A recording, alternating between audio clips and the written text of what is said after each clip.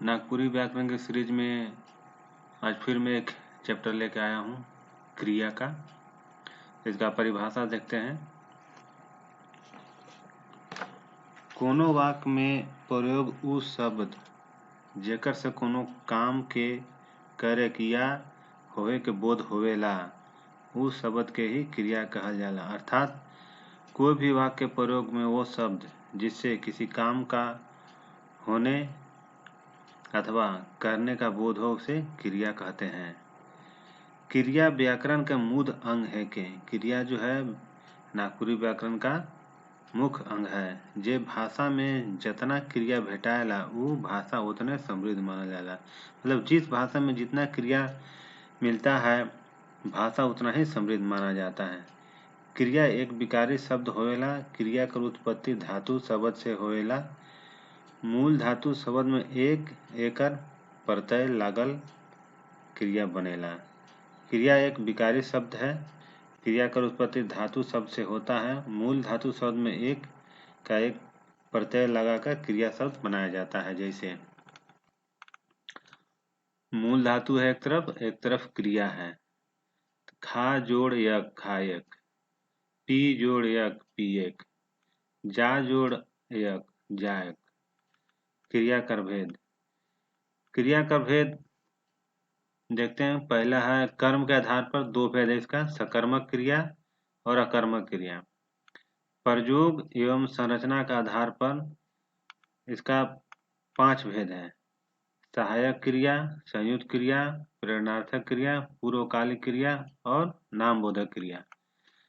और काल के आधार पर भूतकालिक क्रिया, वर्तमानकालिक क्रिया, भविष्यकालिक क्रिया। हालांकि नागपुरी व्याकरण में इसका उतना जिक्र नहीं करना है। एग्जाम के पॉइंट ऑफ व्यू से इसको हम देख सकते हैं कि जो भूतकालिक क्रिया में देख सकते हैं जो भूतकाल में क्रिया घटा होता है उसे भूतकालिक क्रिया कहते हैं। वर्तमान कालिक क्रिया वह क्रिया है जिसमें जो घटना वर्तमान में घटित होती है। भविष्य मतलब जो फ्यूचर में क्रिया हुई रहती है उसमें प्रयोग होने वाले क्रिया को भविष्यकालिक क्रिया कहते हैं। अब क्रिया कर भेद कर्म के आधार पर को एक्सप्लेन करते हैं एक करके। सकर्मक क्रिया उस शब्द क्रिया जेकर कार्य कर प्रभाव फल वाक्य में प्रयुक्त कर्ता पर नहीं पड़े के कर्म पर पड़ेला उस शब्द क्रिया के ही सकर्मक क्रिया कहल जाएला। अर्थात वह शब्द क्रिया में जो कार्य के प्रभाव का फल जो है कर्ता पर न पड़ के कर्म पर पड़ता है उसे सकर्मक क्रिया कहते हैं।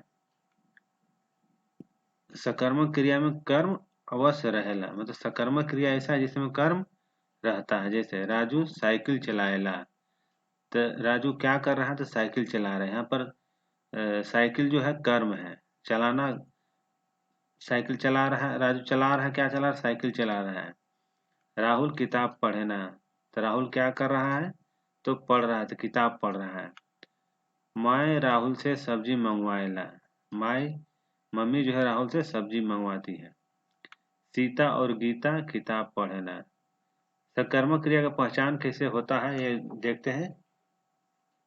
जे क्रिया में का या के सवाल करला उत्तर मिल जाएला वहाँ सकर्मक क्रिया होला। मतलब सकर्मक क्रिया को पहचानने का सबसे आसान तरीका है जिसमें क्या और किससे मतलब प्रश्न का बोध उत्पन्न होता है उसे सकर्मक क्रिया हम लोग जान सकते हैं।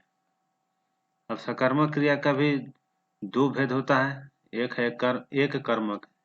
जे वाक्य में एगो कर्मक रहेला ओके एक कर्मक क्रिया कहल जाएला। जैसे ऊ भात खात है, क्या कर रहा था, ये काम कर रहा, भात खा रहा है। राहुल छुआ के मारत है, राहुल क्या कर रहा था छुआ मतलब बच्चा लोग को लड़का लोग को मार रहा है। द्विकर्मक जे वाक्य में 2 गो कर्म रहेला ओके द्विकर्मक क्रिया कहल जाला। जैसे कविता सविता के किताब पढ़ालक। यहाँ देखिए 2 काम हो रहा है। कविता जो सविता को किताब पढ़ा रही है, तो कविता जो सविता को और क्या कर रही है तो किताब पढ़ा रही है। यहाँ पर 2 काम हो रहा है। राम राहुल के पैसा देलक। राम किसको दिया तो राहुल को, तो क्या दिया तो पैसा दिया। यहाँ पर 2 कर्म हो रहा है। शिक्षक छात्र के डंडा से मारलक। मतलब शिक्षक जो डंडा से मारा, किसको मारा था? छात्र को मारा। द्विक्रिया क्रिया में पहला कर्म प्राणीवाचक और दूसरा कर्म अप्राणीवाचक हो गया। तो इसमें पहला कर्म प्राणीवाचक में शिक्षक है, दूसरा प्राणीवाचक डंडा हो गया। मुख्य कर्म जे कर्म क्रिया से पहले रहेला ओके मुख्य कर्म कहल जाला। ई अप्राणीवाचक होएला। मतलब मुख्य कर्म जो कर्म क्रिया से पहले हो रहता है उसे मुख्य क्रिया कहते हैं, जो सामान्यतः अप्राणीवाचक क्रिया होता है। और गौण कर्म उसको कहते हैं जे मुख्य कर्म से पहले रहेला ओके गौण कर्म कहल जाएला। गौण कर्म जो है प्राणीवाचक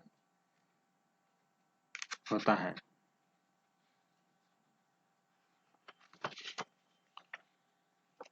जैसे एक एग्जाम्पल था, सीता गीता के पानी देलक। यहाँ पर गीता जो है गौण कर्म है और मुख्य कर्म क्या है? पानी। अब अगला देखते हैं, कर्म के आधार पर जो सकर्मक और कर्म क्रिया। सकर्मक क्रिया हम लोग देख लिया, कर्म क्रिया देखते हैं। अकर्मक क्रिया का परिभाषा इस प्रकार है, जे क्रिया कर प्रभाव वाक में प्रयुक्त कर्ता पर पड़ेला उसके अकर्मक क्रिया कहल जाला। अकर्मक क्रिया में कर्म नहीं होवेला, अर्थात जिस क्रिया का प्रभाव प्रयुक्त वाक में कर्ता पर पड़ता है उसे अकर्मक क्रिया कहते हैं। अकर्मक क्रिया में कर्म नहीं होता है। जिस प्रकार सकर्मक क्रिया में क्या था कि वाक का प्रभाव जो है कर्ता पर न पड़ के कर्म पड़ता था, तो उसका अपोजिट है अकर्मक क्रिया में प्रभाव जो है कर्ता पर पड़ रहा है। और अकर्मक क्रिया में कर्म यहाँ कह रहा है नहीं होता है, मतलब इसमें क्या काम हो रहा पता नहीं चलेगा। लेकिन सकर्मक क्रिया में क्या था कि कर्म होता था। जैसे सोहन दौड़े लागल, सोहन दौड़ रहा है मतलब कहाँ दौड़ रहा है पता नहीं चल रहा है। सोहन खात है, सोहन खा रहा है मतलब क्या खा रहा है कुछ पता नहीं चल रहा है। रोहन सुतत है, तो रोहन सो रहा है लेकिन कहाँ सो रहा है, किसके घर सो रहा है नहीं पता चले। यहाँ पर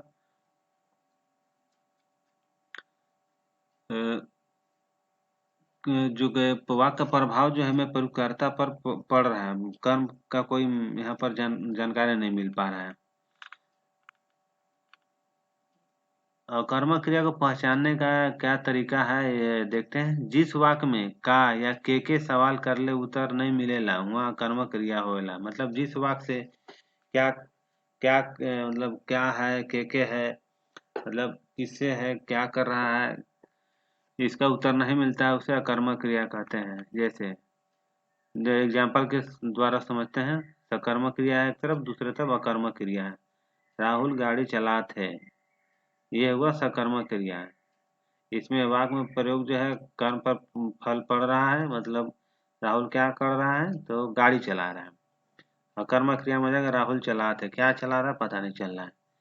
मैं किताब पढ़ो ना, मैं पढ़ू ना मतलब मैं क्या कर रहा हूँ तो मैं किताब पढ़ूंगा, मैं पढ़ूंगा क्या पढ़ूंगा पता नहीं है। अगला भेद देखते हैं, प्रयोग तथा संरचना के आधार पर क्रिया कर भेद। पहला है सहायक क्रिया। वाक्य में मुख्य क्रिया कर सहायता करे वाला पद के सहायक क्रिया कहल जाला। जैसे मोय किताब पढ़त है, ऊ रांची जात रहे।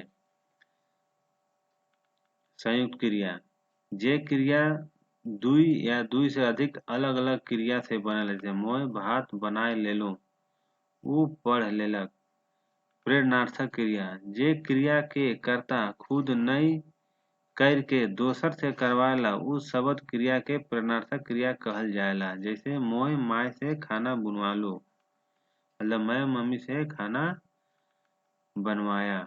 रवि राकेश से लिखवाला, मतलब रवि जो है राकेश से लिखवाया। अगला है पूर्वकालिक क्रिया।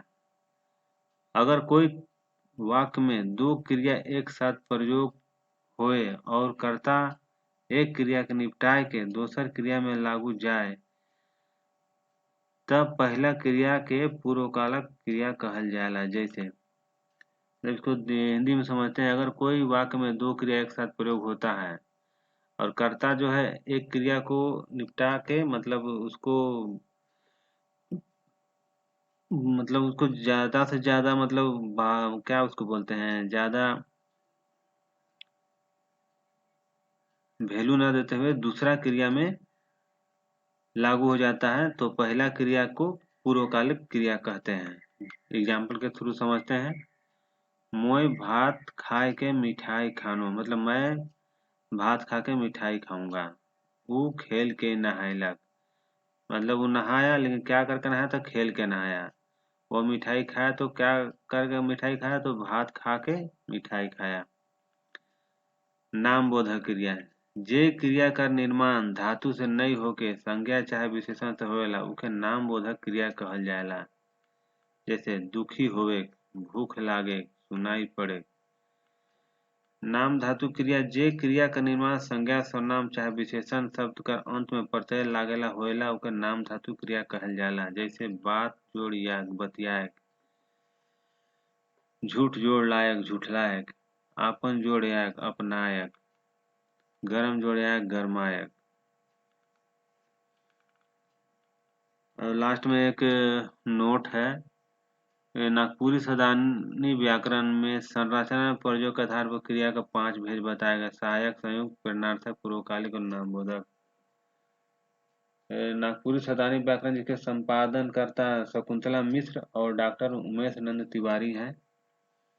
इस तरह नागपुरी व्याकरण सीरीज में एक और आज चैप्टर हम लोग यहीं पर समाप्त करते हैं। आप लोग मेरे चैनल से जुड़े रहिए। आगे और भी मैं बताता रहूँगा, ज्ञान देता रहूँगा। तो यहीं पर इस चैप्टर को समाप्त करते हैं। नेक्स्ट चैप्टर में जल्द मिलेंगे। धन्यवाद। जय जोहार, जय झारखंड।